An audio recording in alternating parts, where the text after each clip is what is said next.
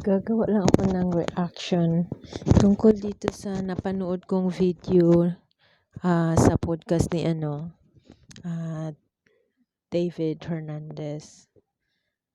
Kasi yung topic nila is about yung tatlong slaves na pinag-iwanan ng master ng talents. Yung isa iniwanan ng 5 talents, yung isa naman 2 talents, at saka yung pangatlo iniwanan ng 1 talent.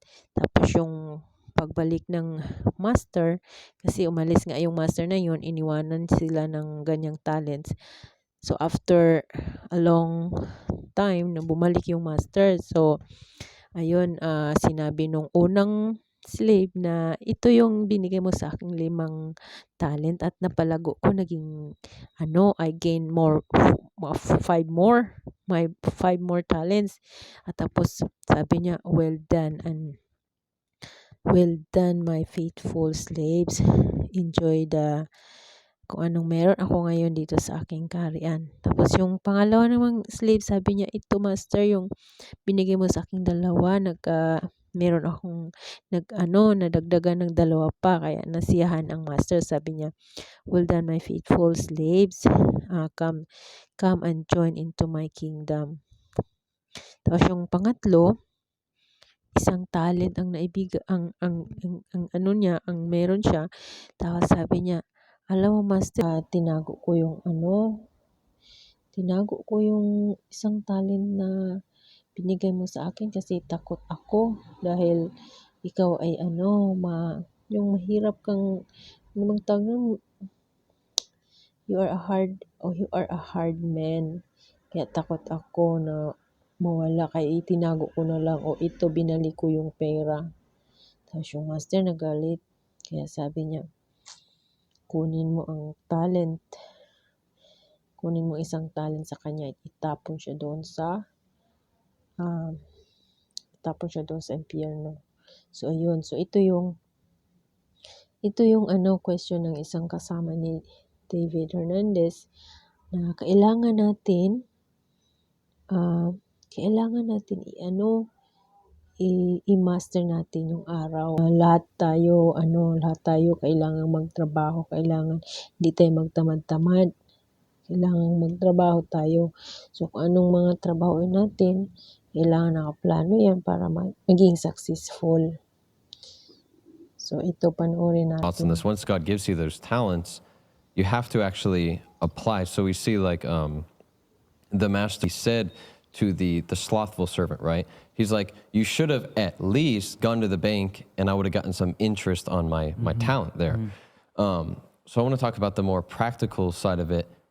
How do you, whether it's a specific step process or some good principles to apply, once you're like, okay, I have 1 talent, 2 talent, whatever God's given me, and I'm ready to not be lazy, I'm ready now to step into doing something with what God's given to me.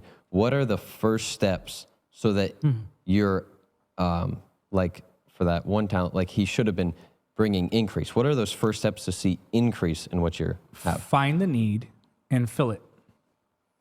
Find the need and fill it. So many are waiting for the platformed positions that they miss the places where they can be productive. In other words, they see the end result as standing on a pulpit preaching, or they see the end result as being the boss in a business. There's nothing wrong with these things.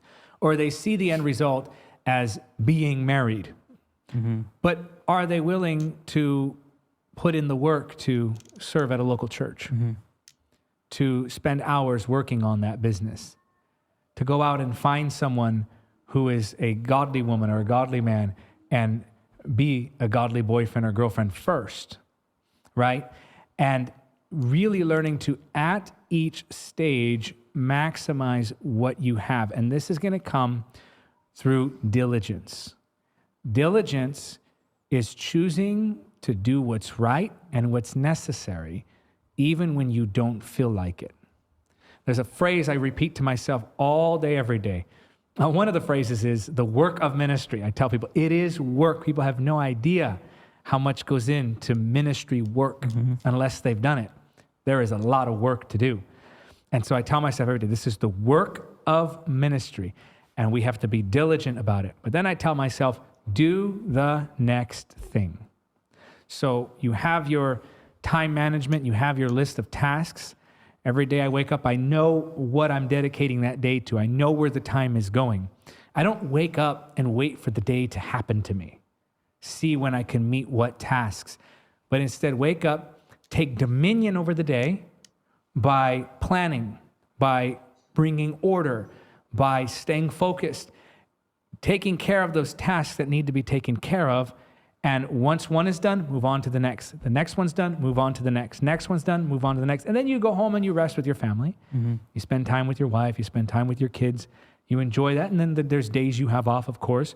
But to not allow the day to get away from you, but instead to master the day by telling each moment what it should be used for. So, kailangan daw natin yung, para mapuno natin yung pangailangan, is sabi niya, find the need and fill it. So, kung ano daw ang kulang doon, hanapin mo daw kung anong kailangan mong punuin.